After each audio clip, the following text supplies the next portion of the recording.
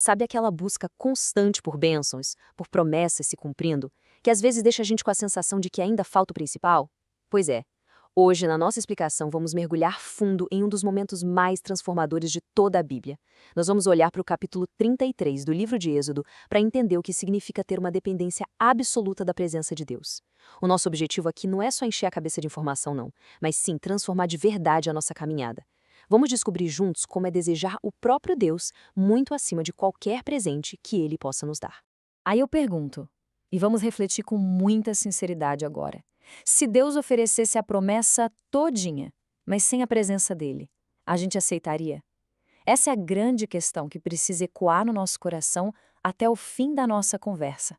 É tão fácil a gente correr atrás dos presentes e acabar esquecendo completamente do doador, né? Mas e se a realização do nosso maior sonho caísse no nosso colo, só que com uma única e devastadora condição? Presta muita atenção no que diz o versículo 15. Se a tua presença não for conosco, não nos faças subir deste lugar. Essas palavras de Moisés são o padrão mais alto que existe para um coração que realmente busca a Deus. Olha, tem orações na Bíblia que nos ensinam, tem orações que nos emocionam, mas essa faz a gente parar tudo. É um momento exato em que um ser humano decide abrir mão de absolutamente tudo que poderia ganhar em troca de uma única coisa, a presença. Parte 1. O grito mais ousado, recusando o pacote vazio. Para a gente entender o peso desse grito, vamos imaginar a cena histórica. Moisés estava lá no alto do Monte Sinai há 40 dias, recebendo direto da boca de Deus o projeto do tabernáculo, que era o lugar onde Deus ia habitar. Só que enquanto Deus entregava a planta da sua presença lá em cima, lá embaixo o povo cansou de esperar e fez um bezerro de ouro, um absurdo. Diante dessa rebeldia, acontece um choque gigante. De um lado, temos a oferta suprema. Deus fala que eles podem entrar na terra que mana leite e mel, o sonho de gerações, a prosperidade garantida. Mas do outro lado vem a condição devastadora. Deus diz: eu não subirei no meio de ti. Ou seja, o pacote estava vazio da essência. E é bem aí que Moisés faz a coisa mais ousada do mundo. Ele simplesmente recusa. Ele prefere 1000 vezes ficar no deserto com Deus do que ir para Canaã sem ele. Mas vem cá, o que exatamente Moisés estava pedindo de forma tão desesperada? No hebraico, a palavra que a gente traduz como presença é panim, que quer dizer literalmente face ou rosto. E tem um detalhe maravilhoso nisso. Panim está sempre no plural. É como se a face de Deus fosse algo tão vasto, tão rico e complexo, que não cabe numa palavra no singular. Pedir a panim de Deus não é pedir para ele estar no mesmo espaço físico que a gente. É implorar pelo olhar atento dele. É querer o rosto dele inclinado ao nosso favor, sabe? E isso puxa uma segunda palavra fantástica que a gente precisa conhecer: Shekinah. Essa expressão vem do verbo shakan, que significa armar tenda, habitar junto. Representa aquela glória visível de Deus fazendo morada no meio do povo. Lembra da nuvem de dia e da coluna de fogo de noite? É isso. A Shekinah transforma um pedaço de terra qualquer em um santuário vivo. Moisés não queria só uma crença teórica de que Deus existia. Ele queria a tenda de Deus montada bem ali, no meio da bagunça e da vida do povo. Parte 2. As dimensões da presença de Deus. Olha, amadurecer espiritualmente significa entender que essa presença opera de jeitos diferentes.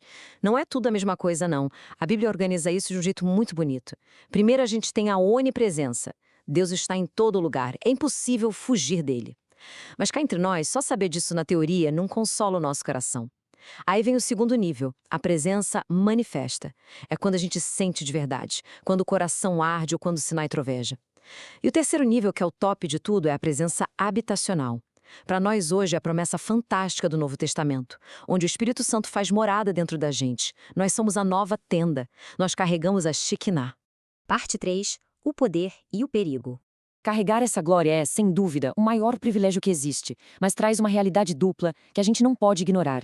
Caminhar com o Criador traz um poder tremendo para a nossa vida. Quando essa presença vira uma realidade habitacional, a gente vê 5 coisas acontecerem. Primeiro, ela nos distingue. Não é a nossa conta bancária ou o nosso talento que nos separa do mundo, é a presença. Segundo, ela guia os nossos passos. Para onde a presença vai, a gente sabe que é o caminho certo. Terceiro, ela santifica, porque a luz expõe as trevas sem nem precisar de palavras. Quarto, e isso é maravilhoso, ela protege no vale.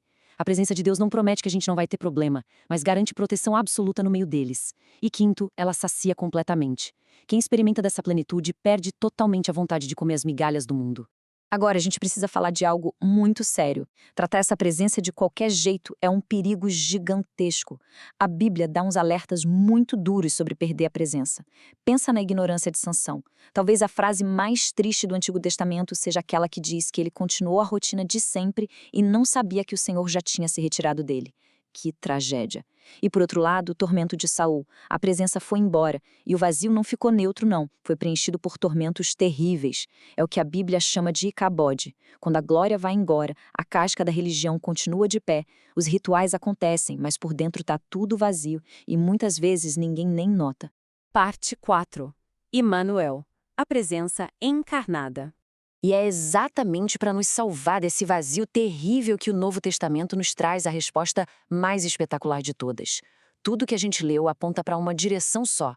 Aquela oração ousada de Moisés foi respondida 800 anos depois, numa manjedoura em Belém. Em Cristo Jesus, aquela glória inacessível que ficava presa lá no Santo dos Santos saiu. Ela virou a mão que toca o leproso, a voz que perdoa o pecador. Quando o véu rasgou, a Shequina não subiu de volta para o céu fugindo da gente. Ela transbordou pelo mundo inteiro. Jesus é o grande Eu Sou que prometeu estar com a gente todos os dias até o fim. Parte 5. Como buscar a presença hoje. Com uma graça tão transbordante à nossa disposição, fica a pergunta: como é que a gente traz isso para a nossa vida real, no nosso dia a dia agitado? Como garantir que a gente não vire só pessoas religiosas fazendo coisas por inércia? O nosso grande desafio hoje é que a gente confunde atividade com intimidade. A gente pode ficar trabalhando que nem loucos para Deus, igual a Marta lá na cozinha, cheio de ansiedade e estresse. Mas Maria escolheu a melhor parte. Ela sentou em paz para desfrutar da presença de Jesus. Servir é maravilhoso, claro, mas o nosso serviço nunca, jamais, pode substituir a nossa comunhão. Então, como a gente caminha na prática? Seguindo o modelo bíblico, a gente precisa começar a armar a nossa tenda longe do barulho. Precisamos remover de propósito as distrações que roubam nosso foco. Outra coisa, ter a coragem absurda de dizer não para bênçãos que, no fim das contas, acabam nos afastando da face de Deus. A gente precisa de comunhão diária. Não dá para viver de evento especial de vez em quando. E, principalmente, precisamos abraçar o nosso quebrantamento. É uma alegria lembrar que Deus é altíssimo, sim, mas Ele escolhe fazer morada pertinho do coração que é humilde e contrito. Parte 6. A escolha pela intimidade. Chegamos naquele momento de tomar uma decisão real. Tudo isso que a gente conversou exige uma resposta lá no fundo da nossa alma.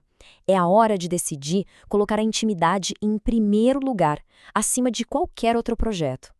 A nossa oração mais verdadeira deveria ser exatamente essa: Senhor, toma de volta os planos e ambições se a tua face não estiver neles. Preferimos o deserto contigo do que a terra prometida sem ti. Que a gente não use isso só como uma frase bonita, de efeito, mas que isso vire o filtro por onde passam todas as nossas escolhas.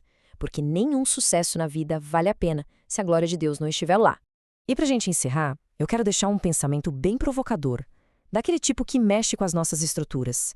Se Deus decidisse retirar a presença dele da nossa vida hoje, exatamente agora, quanto da nossa rotina cristã continuaria funcionando do mesmo jeito? Quanto do que a gente faz é só costume e quanto é vida de verdade fluindo da intimidade com ele?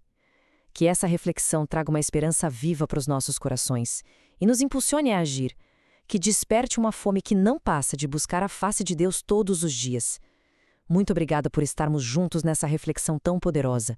Que a luz do rosto do Senhor brilhe de forma plena sobre a nossa vida. Até a próxima!